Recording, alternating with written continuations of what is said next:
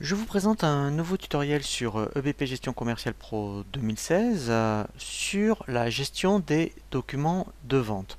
Nous allons voir sur ce tutoriel toutes les options que vous propose EBP Gestion Commerciale 2016 sur les documents de vente, à la fois au niveau des onglets proposés, aussi bien sur un devis, un bon de commande, un bon de livraison qu'une facture, mais également toutes les nouveautés qui sont proposées maintenant sur les documents de vente. Donc là, en fait, après, effectivement, on va voir toute la comment gérer un devis que l'on va ensuite après transférer soit en commande BL ou facture, et nous verrons par la suite à travers différents tutoriels les cas particuliers comme les avoirs, les factures d'acompte. Nous verrons également aussi bien effectivement quand je dirais il y a des bons de livraison partielle ou des commandes partielles à livrer. Nous allons voir dans un premier temps comment établir un devis. Alors, vous avez plusieurs possibilités. Soit vous pouvez donc effectivement, la première chose c'est d'établir un devis par rapport ici, vous voyez au menu vente. Vous avez ce qu'on appelle un Open Guide et au niveau des fonctionnalités, je dirais proposées par l'Open Guide, ici vous avez devis. Donc ça c'est une première possibilité. On peut aussi créer un document de vente. Donc là j'en profite aussi un petit peu pour vous montrer les différentes possibilités, puisque des fois ça peut vous arriver. Si vous êtes dans une fiche client par exemple, et bien à partir d'une fiche client, on peut, vous voyez ici, créer un document. Voilà, et à partir de là, alors on n'est pas obligé de passer directement par un devis, hein. On peut passer directement peut-être par une facture. Voilà, donc ça c'est une autre possibilité. Et également au niveau du menu affichage, quand vous êtes dans l'écran d'accueil, je reprends.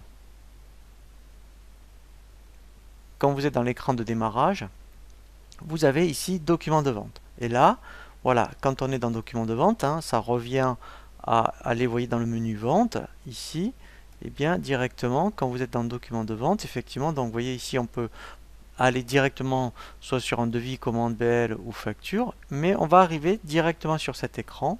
Et ici, effectivement, vous voyez, on peut dire, ben, je veux visualiser que les devis, les commandes, les BL, etc. Donc, première chose que l'on va faire, on va établir un devis. Donc là, je fais ajouter. Je vais créer un devis. Donc, première chose ici, donc dans un premier temps, alors très important, donc là c'est la date du devis. Ici, eh bien effectivement, c'est les statuts. Donc ici, effectivement, on a différents modes de statut. Donc par défaut, il va se mettre dans le statut en cours. Ici, on va chercher donc alors soit un prospect, soit un client. Voilà, alors on verra effectivement hein, quand vous avez besoin de mettre à jour une information dans la fiche client, ça sans sortir du devis. Et bien après on va voir comment mettre à jour une fiche client et qui recharge directement toutes les informations mises à jour. Alors on va le voir dans un second temps. Donc là vous voyez comme j'ai bien pensé à mettre le mode de règlement, tout se met bien par défaut. Donc là je vous invite vraiment à consulter le tutoriel sur les données de base. Et nous allons voir dans un premier temps les différents onglets proposés. Donc dans un premier temps, on va donc dans l'onglet détail et ici tout simplement on va chercher les articles, vous voyez, donc que vous voulez. Voilà, donc là mettons c'est parce qu'il y a ce qu'on appelle une référence liée. Je peux donc, et là au fur et à mesure on va chercher voilà les articles souhaités, donc etc etc. Donc ici effectivement on a donc là ce qu'on appelle une vue. Donc la vue, vous voyez, c'est la vue standard hors taxe, c'est-à-dire que ici vous propose les colonnes de la vue qui sont proposées ici. On a une vue avancée, donc dès qu'on change, voilà, vous voyez ici, alors elle est beaucoup plus complète, alors c'est un peu plus fastidieux parce qu'il y en a beaucoup plus. Alors je vais revenir sur une vue standard, on verra un tutoriel sur les vues justement. Alors les vues on peut les voir de deux niveaux. On les voit lorsqu'on est dans les colonnes par rapport à ensuite lorsqu'on sort du document. Donc là on verra une des vues qui vont vous servir quel que soit l'endroit où vous allez trouver pour des articles, pour des clients, des fournisseurs, pour rajouter des colonnes ou faire des filtres sur des colonnes. Là en fait c'est vraiment intéressant. On peut créer une vue pour personnaliser la saisie ici, alors de documents de vente ou de documents d'achat. Alors on le verra un tutoriel spécifique et ça sera ici une vue. Et là après on pourra même mettre la vue par défaut. Comme ça moi à chaque fois que vous avez une information particulière à saisir dans vos documents de vente, et bien la colonne sera proposée. Donc ensuite effectivement après là vous avez donc différents boutons. Donc ça c'est intéressant.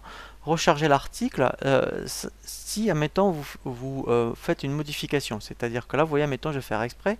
Là, admettons, le prix de vente est de 60 euros. Je vais le modifier. Donc ici, je vais directement, vous voyez, donc dans l'onglet avec le petit stylo, modifier l'article. Et je vais dire, admettons, vous voyez, au lieu de 60, par exemple, c'est 65 euros. Donc je fais enregistrer et fermer. Voilà, donc pour l'instant, vous voyez que rien ne change. Et dès que je fais recharger l'article, voilà, vous voyez, il me met à jour les informations. Donc ça, c'est vraiment très très intéressant, puisque effectivement, sans sortir d'un document, si vous avez une modification sur un article, hein, vous cliquez sur le petit stylo, vous le modifiez, vous faites enregistrer, fermer et recharger l'article. Donc ça permet de voir la quantité en stock de l'article. Donc ici, alors, on l'a vu dans les répartitions analytiques, donc là je vous conseille de consulter ce qu'on appelle le tutoriel sur l'analytique, hein, ça permet de faire ce qu'on appelle des répartitions analytiques. Donc ça c'est la première chose. Alors il y a une nouveauté, c'est par exemple lorsque eh bien, vous avez un nouvel article, on peut créer directement un nouvel article directement à partir d'une saisie. Donc là, mettons, si donc voilà, je viens de rentrer, mettons, des nouveaux produits, robe hiver par exemple, voilà. Donc ensuite, eh bien, je mets une quantité, voilà, je mets un prix. Eh bien, je peux dire que cet article, maintenant, vous voyez, le bouton générer l'article, voilà. Il va me créer automatiquement l'article. Donc après, j'arriverai dans une création de fiche article. Hein, donc là, je vous invite à consulter le tutoriel sur les fiches articles. Voilà, mais ça, c'est tout nouveau. Voilà, donc là, je vais l'enlever. Donc je fais supprimer. Voilà. Donc ça, après, effectivement, ça permet de voir les gammes. Donc là, effectivement, donc là, comme j'avais créé des articles gamme, voilà. Donc là, on peut voir tous les articles que vous avez créés avec la gestion des gammes. Voilà. Donc là, c'est vraiment, voilà. Donc là, on a vu en détail vraiment toutes les options. Ensuite, au niveau de l'onglet détail, donc après en bas, effectivement, au niveau de l'onglet détail, là, vous allez arriver, eh bien, au bas, je dirais, du document. Donc ici, vous pouvez taper soit un pourcentage de remise, soit si vous tapez un montant, lui, il va le transformer en pourcentage. Et ensuite, après, effectivement, vous pouvez taper des frais de port. Alors voilà, ou après on verra comment aussi affecter une table de frais de port, donc que vous pouvez directement mettre au niveau de la fiche client. Dans l'onglet récapitulatif, donc là, très important, vous voyez, donc là au moins ça vous permet de vérifier donc par rapport à la fiche client si c'était bien client France, par rapport à la TVA et effectivement par rapport au mode de calcul de la TVA. Et là donc vous voyez, vous avez effectivement tout le bas. Hein, donc on revient vraiment sur le pied même, voilà, donc du devis, et là tout ce qui est récapitulatif de TVA. Dans l'onglet facturation, donc là pour l'instant comme je suis dans un devis, eh bien il reprend bien ce qui avait été défini dans la fiche client. Si voilà, au niveau adresse de livraison c'est identique, donc il reprend. Et si éventuellement il y avait une adresse différente, voilà, donc là je décoche. Et là, d'où l'intérêt d'avoir créé dans la fiche client les différentes adresses, on aurait pu choisir une autre adresse. Donc ça c'est vraiment très très intéressant, puisque là c'est illimité en termes d'adresse quand vous avez du multisite. Voilà. Et l'onglet complément, donc là il reprend bien par rapport à ce qu'on a défini dans la fiche client pour le commercial. Là on pourrait mettre le numéro d'utilisateur communautaire. Et là, s'il y avait une catégorie tarifaire particulière, donc elle aurait été affectée dans la fiche client. Donc là on le verra vraiment quand on abordera les tutoriels sur les catégories tarifaires. Et on pourrait même mettre un mode d'édition de devis. Donc là c'est le devis qu'on a affecté par défaut dans les modèles d'impression, mais exceptionnellement pour ce client peut-être qu'on prendrait un autre modèle de devis et là on peut choisir le nombre d'exemplaires. Voilà, donc ça, là on a vu vraiment tous les onglets.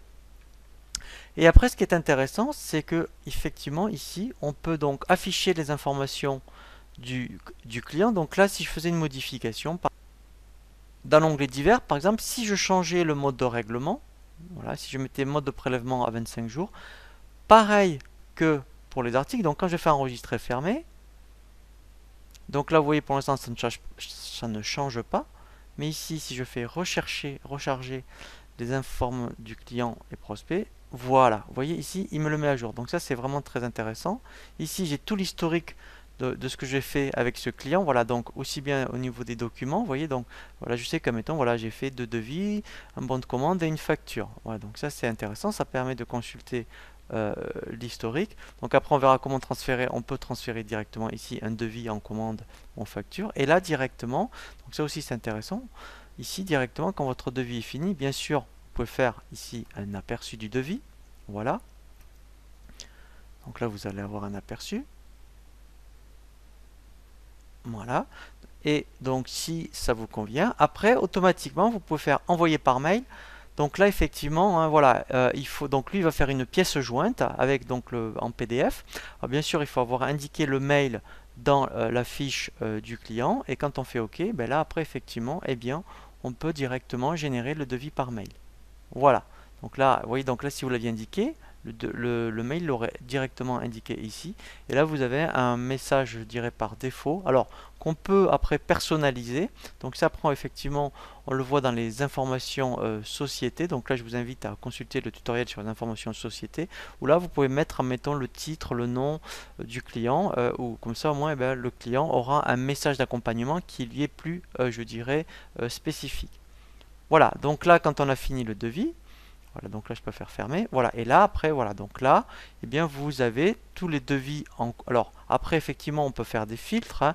On peut visualiser que les devis par période, par client. Après, on pourrait dire, ben, je ne veux visualiser que certains devis en fonction des états, c'est-à-dire que les devis en cours, etc., etc.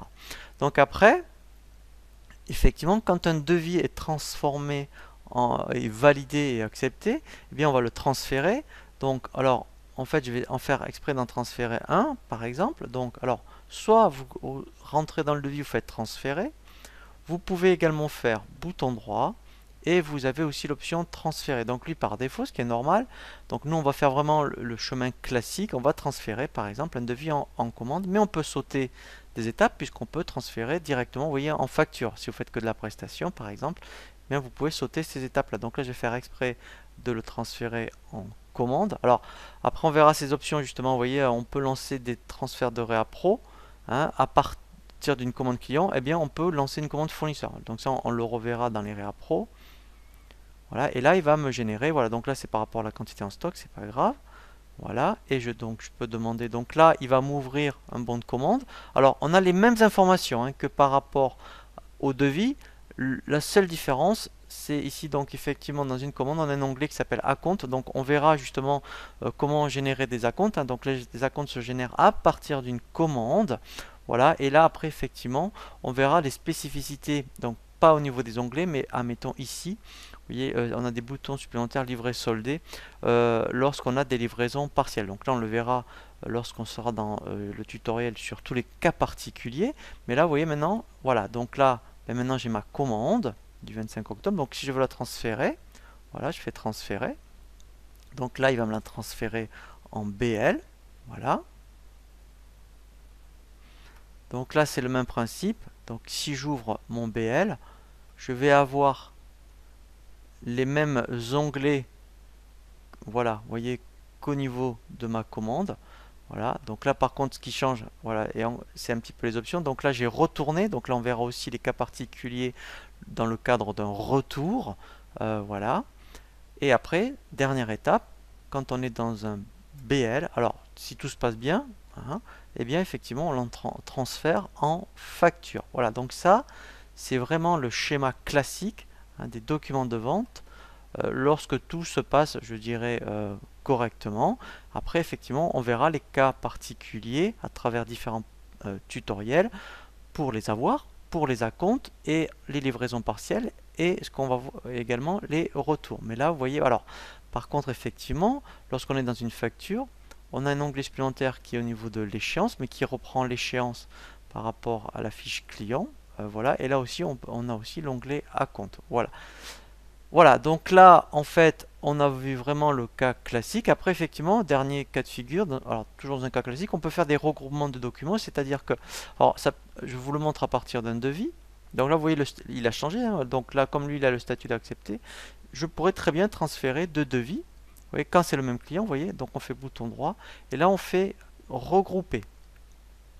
Et quand on fait un regroupement, alors ce que je vous montre c'est valable aussi bien un devis qu'on peut regrouper en commande, les commandes qu'on peut regrouper en BL et les BL qu'on peut regrouper en facture. Hein. Vous pouvez le faire à plusieurs niveaux. Donc là il sait qu'il doit me faire un regroupement des deux devis.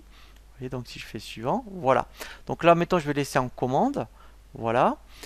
Donc après, voilà, on peut regrouper. Alors ça, par rapport aux lignes articles, moi je vous conseille de faire un sous-total. Comme ça, moi, le client, pour lui, ça sera beaucoup plus visible. Voilà. Donc après, on fait suivant. Là, je fais lancer. Voilà, donc là, c'est par rapport à la quantité en stock, c'est pas grave. Et voilà, donc là, moi, quand je vais faire le bon de commande, eh bien, le client verra les deux numéros de devis avec les deux sous-totaux. Voilà, donc là, après, j'ai bien mon sous-total. Voilà, donc et après, on revient dans un cadre classique. Voilà, donc là, voilà. Et en fait, il m'a généré les deux commandes. Voilà. Et en fait, pour l'instant, vous voyez, elles ont le statut de non livré, puisqu'en fait, après, ça aussi c'est intéressant, on verra les statuts lorsqu'on va générer ce qu'on appelle les livraisons partielles, on verra par rapport effectivement aux commandes, eh bien, les différents statuts au niveau des états de livraison. Voilà, donc là, hein, c'est vraiment le cadre classique que l'on a vu au niveau du circuit des documents de vente. Hein. Donc, on part d'un devis qu'on peut transférer en commande BL et facture, ou on saute ces étapes de devis en facture. Je vous propose maintenant un nouveau tutoriel toujours dans le même, je dirais, philosophie. Là, on a vu les documents de vente. On va voir maintenant la même chose par rapport aux documents d'achat.